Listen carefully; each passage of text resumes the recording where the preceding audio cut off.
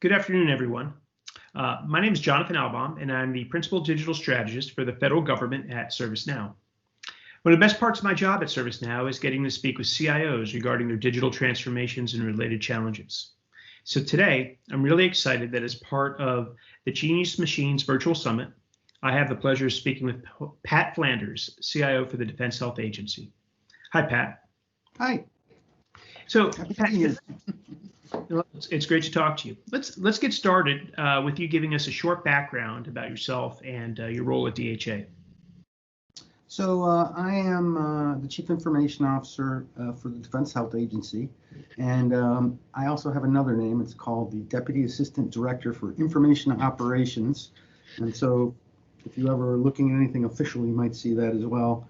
My background, I spent 29 years in the Army as an acquisition officer, and I had responsibility for a lot of large software implementations, mostly in the realm of logistics.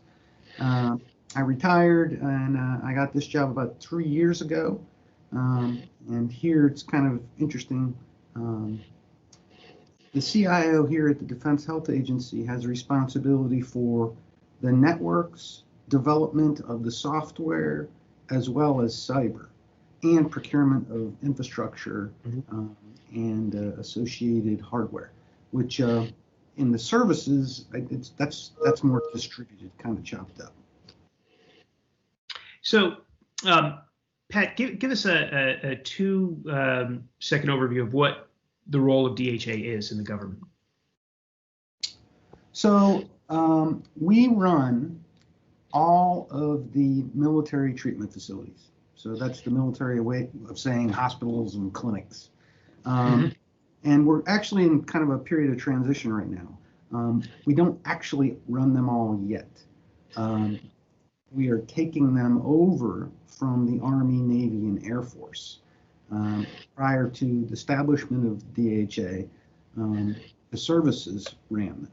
And so what's interesting about that is it allows us to kind of integrate and single up processes for care to patients. So there isn't going to be an Army way, a Navy way, an Air Force way, and the experience as you go to individual hospitals is actually the same. So, we want to talk a little bit about risk and resilience today, and that change you're describing of, consolidating those services, I think make the topic of risk and resilience even more, important to you than before. So when we think about this idea of risk and being a resilient organization, you have to make sure that the systems are always going to be there when you need them, and the services are going to be relying on you clearly. So what are the kinds of things and things you do and the challenges you face in ensuring that systems are available when DHA needs them and your customers need them? So the real cancer is we own one of everything.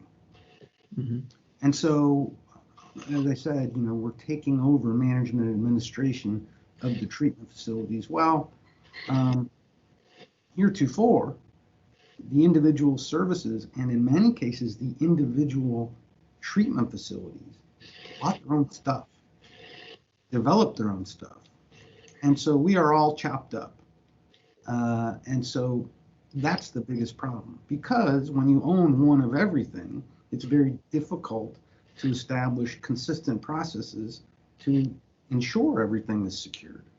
Instead of doing risk management framework evaluation of 5 kinds of device for a certain medical procedure, well, maybe you're doing 30.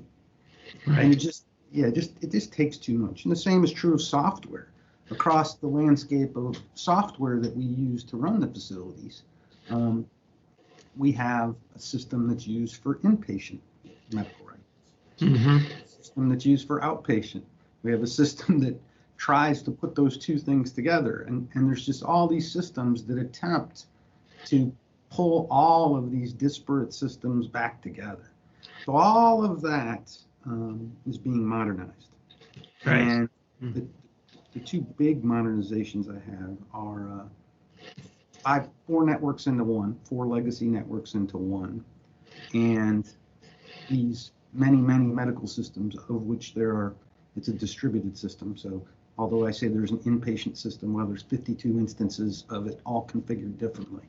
And all of that is coming together under a new electronic health record system called Military Health System Genesis.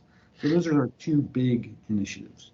And then on the heels of that, we're also singling up on the people. Right? So there are 200 small contracts out there across the military health system for things like touch labor and IT personnel.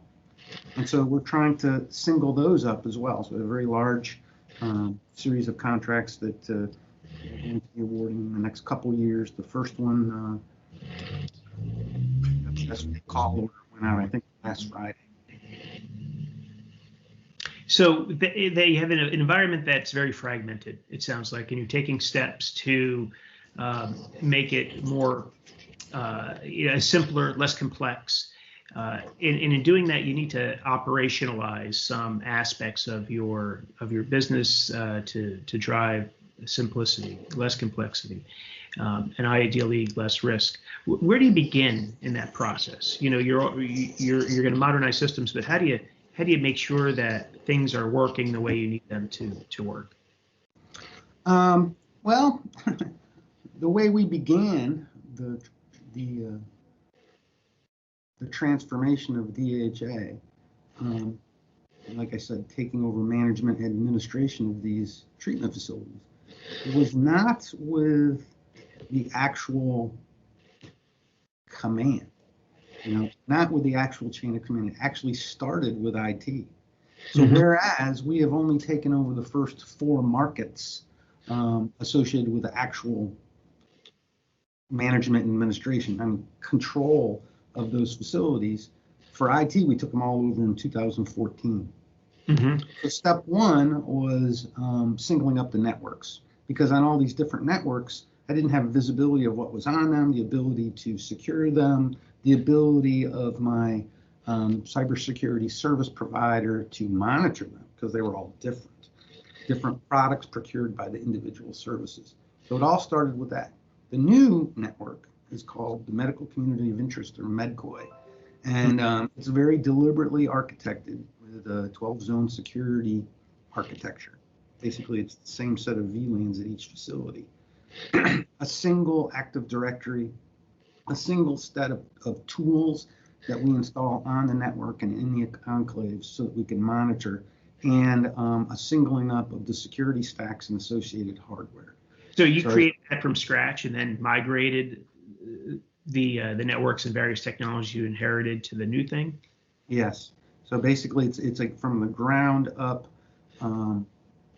engineered architecture specifically designed for this, that we worked with the Defense Information Systems Agency on, all of the rules for cloud access points and how our gateways are configured.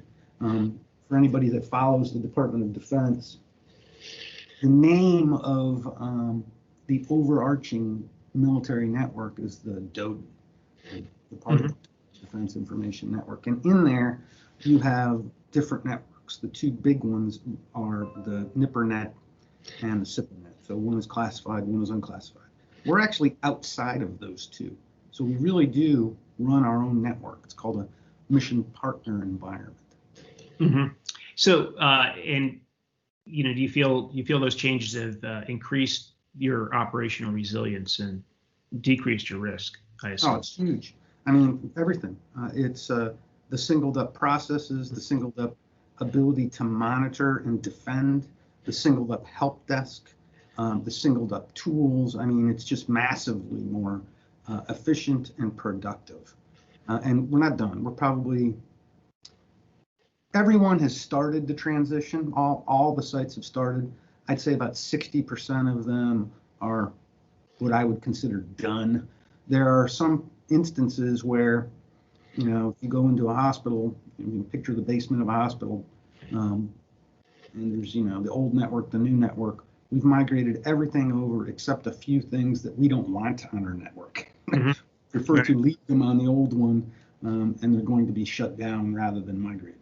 Yeah, well, I mean, it sounds like a good plan. Create some formality, like we were talking about, around how you manage risk. I spent a number of years in the government myself before working at ServiceNow and as a CIO, and I relied on the risk management framework. You mentioned the RMF as well. I liked it because you could tailor the controls to the systems you were managing.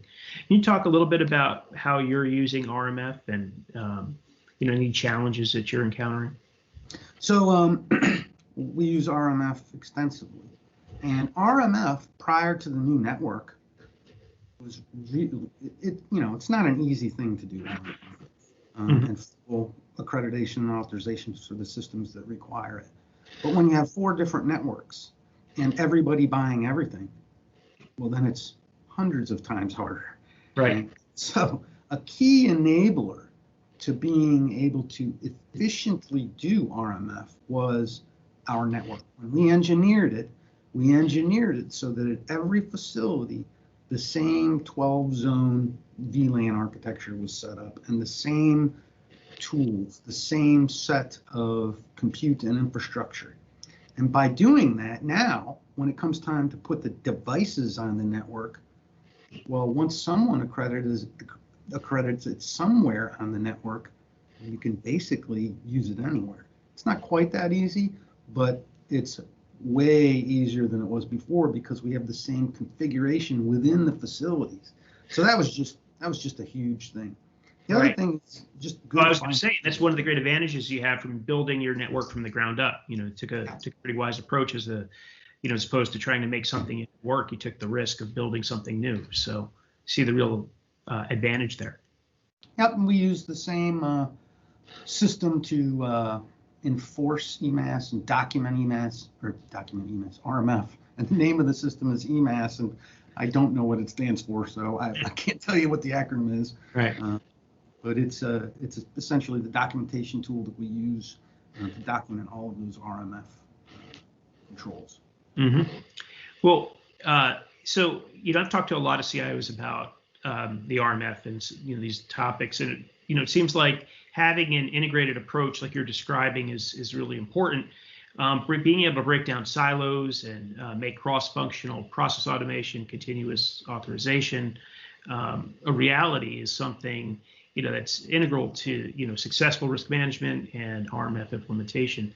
Can you talk a little bit more maybe about how you're continuing to homogenize the network and be more consistent across all of DHA with your systems and risk management approaches? Yep. So one big thing is instrumentation. And so we have instrumented the network now with some very, very good tools, enterprise tools that help gives visibility, things like Tanium, Palo Altos, a system called Armis that we use in conjunction with those to help monitor traffic on the network. Really interesting product. The way we've implemented it really allows us to enforce compliance. And so we're real happy about that. But then just the ever-present management of money and looking and knowing what all the MTFs are actually buying so that I can go out and look for places where, 65% of the treatment facilities already own product A. And then, the rest own 27 different products. Maybe we should single up on those. Maybe we should look at some kind of competitive award, those kinds of things. Well, I think that's a call for software asset management technology to support software asset management, hardware asset management, broader IT asset management kind of approach, so you can reap some of those savings and apply those back into your environment. And that's where ServiceNow comes in. Well, it is something that consistently makes a difference. I found in environments. But Pat, we're getting close to the end of our time. I wanted to give you a chance to share any final thoughts or lessons learned with our audience. I think the COVID pandemic really opened up people's eyes about the ability to get into a military network from the outside. And so whereas we corporately, the Department of Defense, has specifically and purposely designed our networks not to let people in. When your own people are all working at home from a massive scale, yeah, we had to do some things. So DISA implemented kind of an emergency stand-up of Microsoft Teams called the CVR program. And basically it allows you to use your home PC to do business with the military. Share texts, share screens, things like that. And so that kind of thing going forward, there was a big realization that the DOD needs a capability. We need to be closed for when we need to be closed, but we also need to be able to share in a way that we haven't really enabled up until now. Well, I think COVID showed all of us that we need to have open minds and be flexible when it comes to technology and managing risk and accepting risk. So, Pat, thanks for your insightful comments. It definitely sounds like you and your team at DHA are implementing some best practices around managing risk and ensuring operational resiliency. So thanks for joining us and best of luck in the future. Thank you very much. Have a great week. All right.